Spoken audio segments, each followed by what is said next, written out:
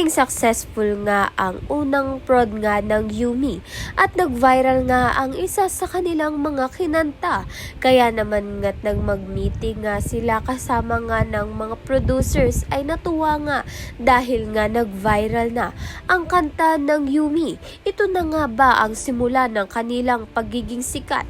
Samantalang masira nga kaya muli ito dahil nga hindi na naman nga pagkakatiwalaan ni Dara itong si Minchi matapos nga niyang marinig ang usapan nga nito ni Minchi at ni Charis na ito ngang anak ni Dio, itong si Jenny kay Minchi. Malalaman nga natin kung ano nga magiging reaksyon nito ni Dara o magagalit nga ba siya ng tuluyan dito nga kay Minchi.